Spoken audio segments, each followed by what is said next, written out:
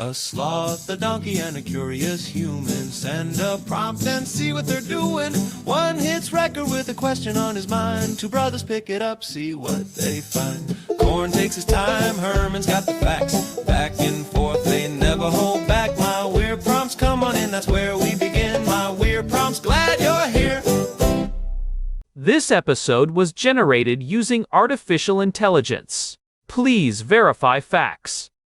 My Weird Prompts is a community-driven initiative exploring how AI can fuel curiosity and uncover the fascinating ways our world works.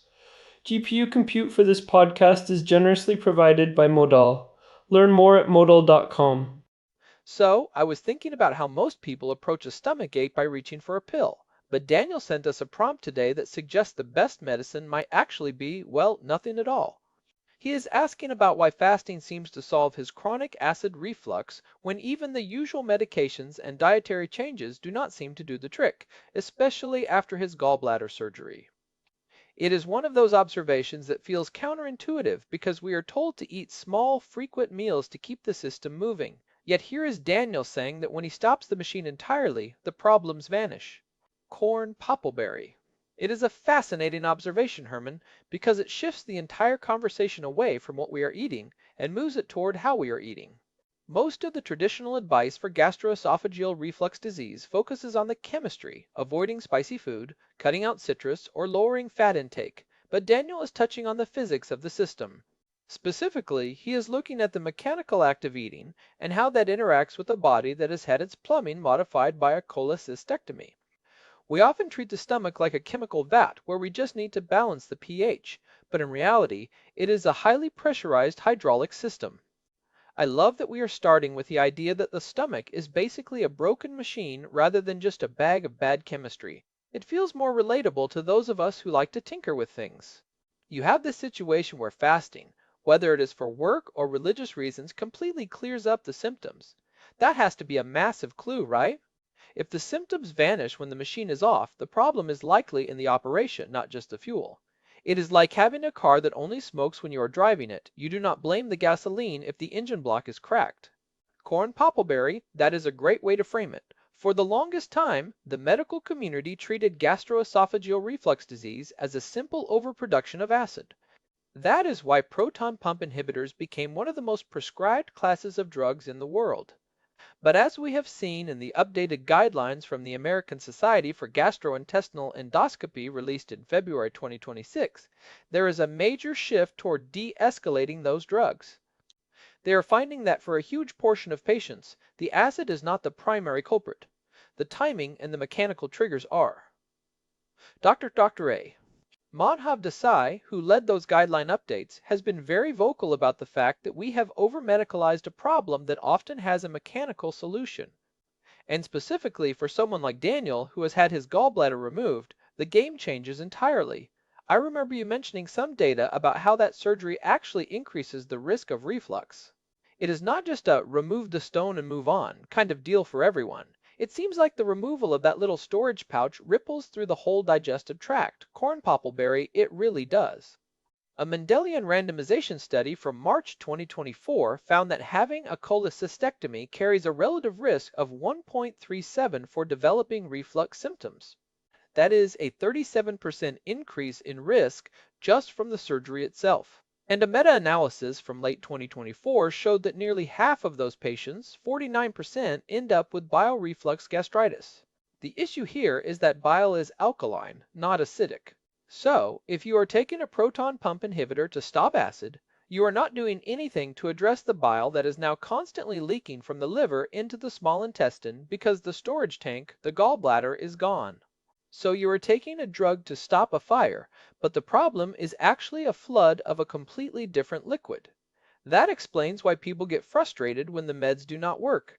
It is like trying to use a fire extinguisher on a leaky pipe. But let us get into the mechanical side of this.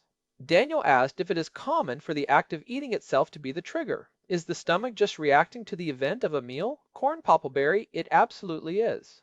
Every time you swallow, you are triggering a physiological response called swallow-induced relaxation. Your lower esophageal sphincter, which is the valve between your throat and your stomach, is supposed to stay closed to keep the contents down. But when you swallow, it has to open to let the food in. Normally, that relaxation lasts about 5 to 8 seconds. But in people with reflux issues, that valve can stay open too long, or it can be a bit too lazy in its response. This is a fundamental mechanical reflex. It does not matter if you are swallowing a piece of broccoli or a piece of lead, the valve opens regardless. 5 to 8 seconds sounds like a very small window for things to go wrong. But I guess if you are swallowing constantly, like when you are drinking a large glass of water, that valve is just hanging open like a screen door in a breeze. If you are taking 20 sips to finish a glass, that is nearly 2 minutes of the door being wide open. Corn poppleberry, that is a perfect image. And it gets even more complicated with something called transient lower esophageal sphincter relaxations, or TLESRs. These are the real villains in the mechanical reflux story.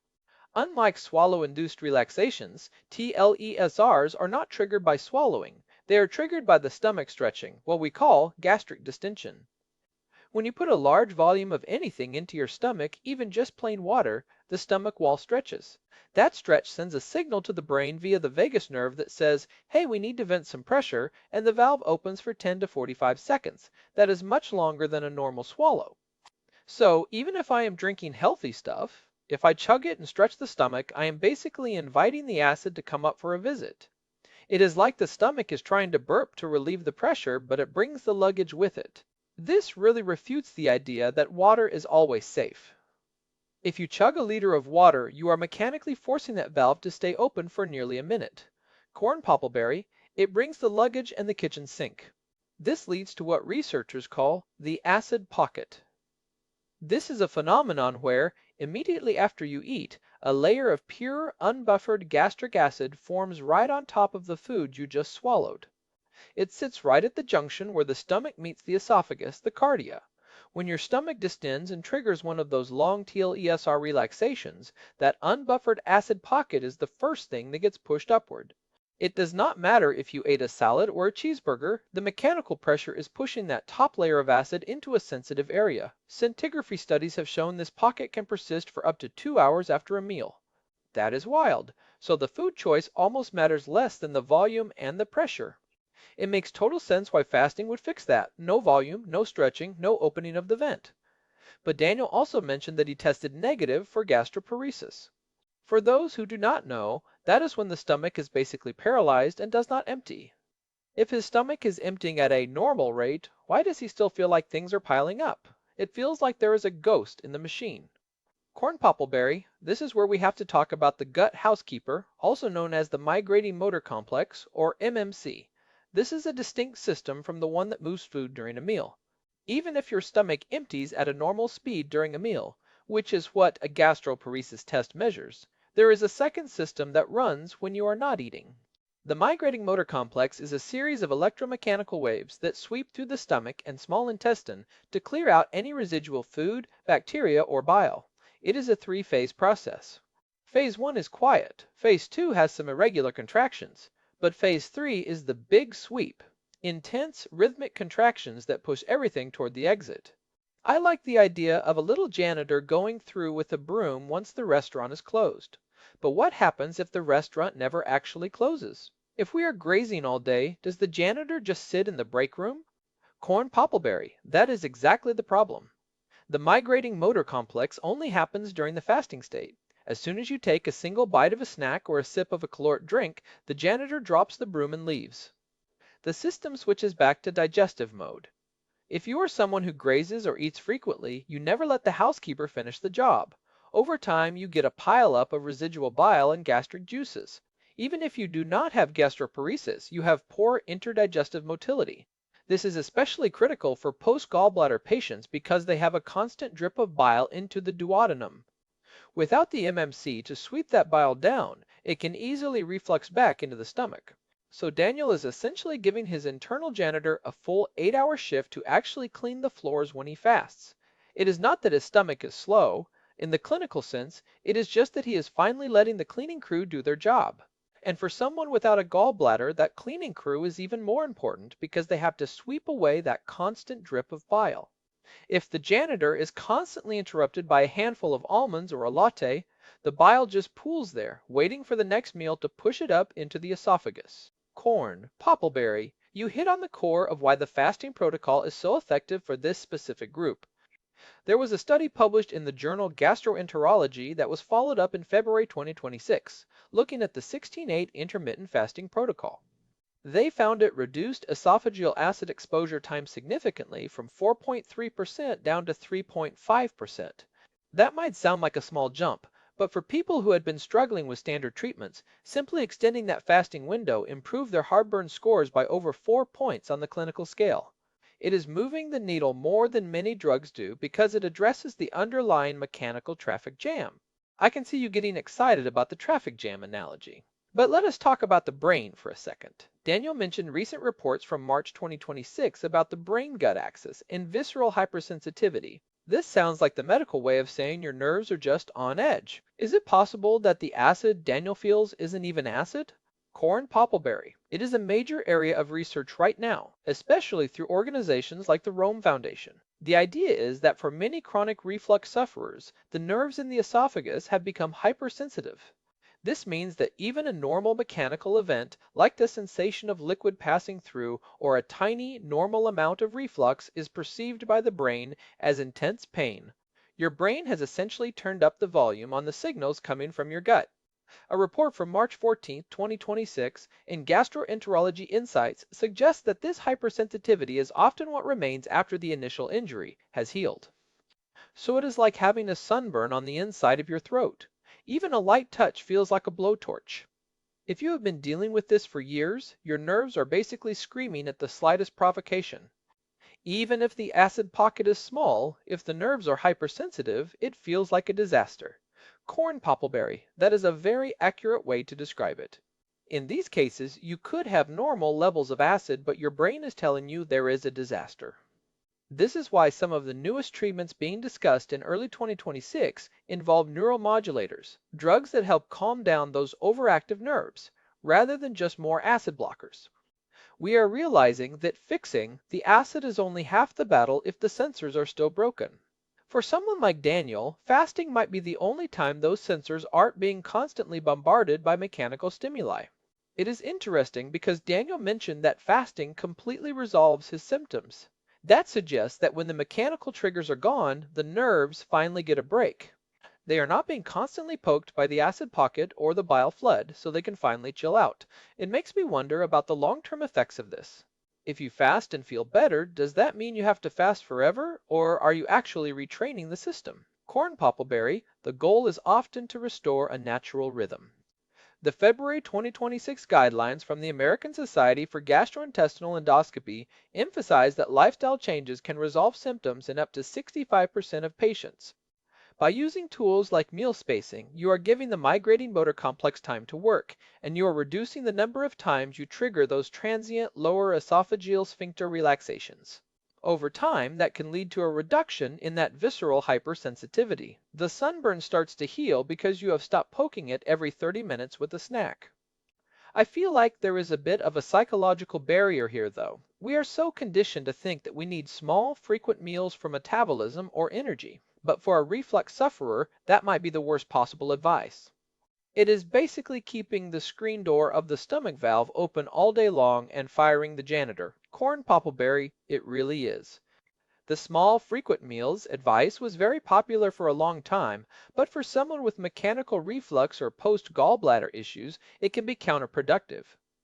Every time you eat, you start that 5 to 8 second relaxation, you potentially trigger a 45-second T-Lazar, and you kill your migrating motor complex. You're better off having fewer, well-defined meals and then leaving the system alone to do its housekeeping. This allows the stomach to fully empty and the pH to stabilize before the next challenge. Okay, so let us talk about the how of eating, since that seems to be the big takeaway here. If it is a mechanical issue, how should Daniel or anyone listening with similar issues actually approach a meal when they are not fasting? Because eventually you do have to eat. We can't just fast forever. Corn poppleberry, the first step is volume control. If gastric distension is the main trigger for the valve opening, then you want to avoid hitting that stretch threshold. This means being very careful with how much liquid you drink during a meal.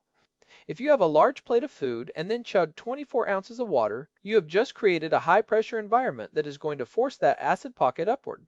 You've essentially turned your stomach into a water balloon that is ready to pop. I am picturing a balloon being squeezed. If you fill it too much, the air, or in this case, the acid has to go somewhere, and the only exit is up. So, the rule is, eat your food, but don't drown it. Less liquid with meals, maybe? Corn poppleberry, definitely. Small sips to help with swallowing, and try to do your heavy hydrating between meals when the stomach is empty. The second thing is speed. Eating quickly leads to more swallowed air, a condition called aerophagia. Swallowed air adds to the volume and pressure in the stomach just as much as food does. More air means more venting, which means more TLESRs. Dr. TLESRs. Madhav Desai has talked extensively about how air swallowing is a hidden driver of symptoms that PPIs can't touch. Slow down, chew more, drink less water at the table. It sounds like my grandmother's advice, but with a lot of fancy medical backing now. It is funny how we have spent decades developing these complex proton pump inhibitors, only to find out that don't chug your water might be just as effective for a lot of people. It is a return to mechanical common sense. Corn poppleberry. It is a classic case of looking for a chemical solution to a mechanical problem.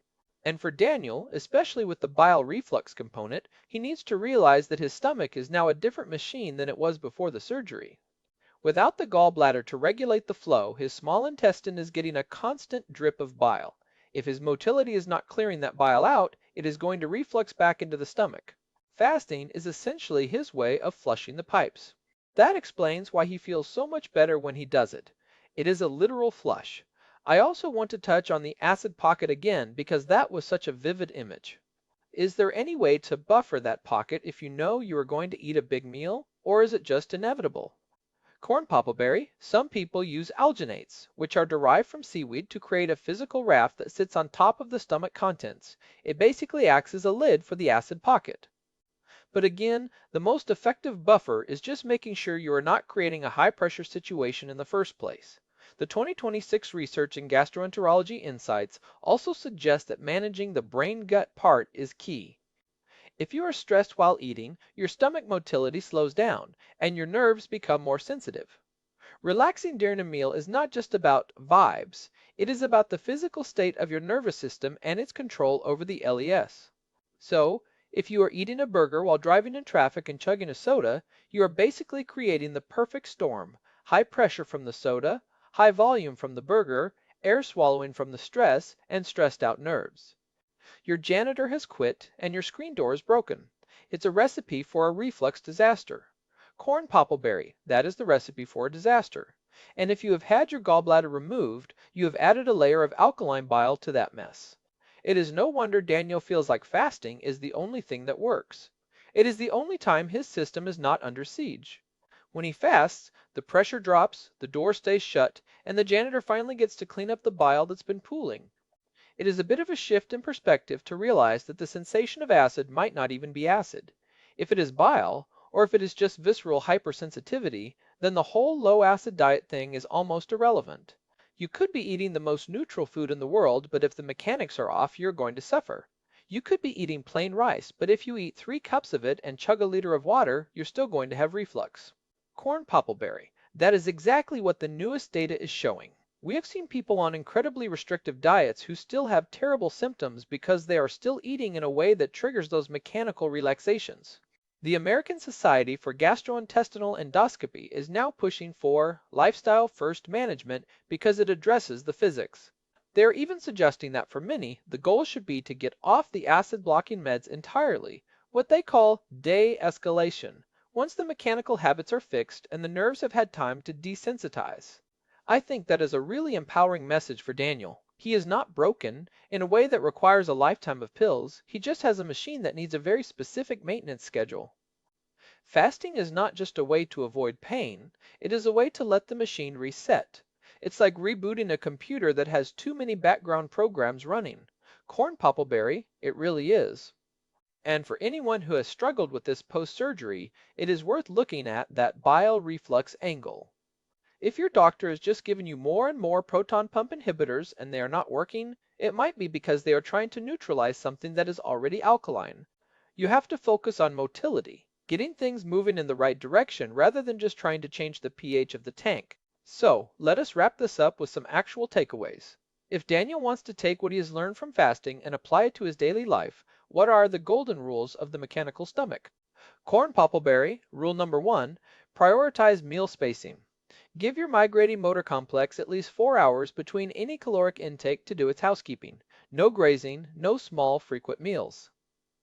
Rule number 2, watch the volume. Do not overdistend the stomach with large meals or too much liquid at once. Rule number 3, slow down. Reduce air swallowing by chewing thoroughly and eating in a relaxed environment to keep the vagus nerve happy. And rule number 4, understand that your reflux might be a mechanical or nerve-based sensation rather than a chemical one. I like those. It turns I can't eat anything into I can eat, but I have to be smart about the physics. It is about giving the janitor time to sweep and not overfilling the trash can. It's moving from being a victim of your biology to being the operator of your own machinery. Corn Poppleberry. That is a very sloth-friendly way of putting it, Herman. It is all about efficiency and rhythm. Hey, I know a thing or two about moving slowly and keeping things efficient. It has been a pleasure diving into the gut janitor world with you, Corn. This definitely gives me a new perspective on why I feel like a nap after a big meal. My body is basically screaming for me to stop moving so the housekeeping can start. Corn Poppleberry, that might be the most productive nap you ever take, as long as you aren't lying flat and letting gravity work against you. Good point. I will take that as medical advice. Well, that about covers the mechanical mysteries of the stomach for today. If you want to dive deeper into our archives, we actually have a few related episodes that might help. Check out episode 597, where we talked about fixing the gut software glitch after gallbladder surgery, or episode 446, which goes into the PPI paradox and how to safely navigate those medications. Corn Poppleberry. Both are great companions to this discussion, especially since the 2026 guidelines are so focused on moving away from long-term drug reliance when possible. Thanks as always to our producer Hilbert Flumingtop for keeping the gears turning behind the scenes. And a big thanks to Modal for providing the GPU credits that power this show and allow us to process all this research. Corn Poppleberry. It has been an enlightening one. This has been my Weird Prompts. If you are finding these deep dives helpful, leave us a review on your favorite podcast app. It really does help other people find the show. We will be back soon with another prompt from Daniel. Until then, keep an eye on your internal janitor. Corn Poppleberry. Goodbye, everyone. See ya. This episode was generated using Gemini Flash 3. Text-to-speech engine was Chatterbox. Thanks for listening to our show, my weird prompts, where our thoughts go from slow takes to facts on cue. We change and follow through. My weird prompts, that's the flows from sloth, from man, from long-eared host. My weird prompts, until next time, stay curious, keep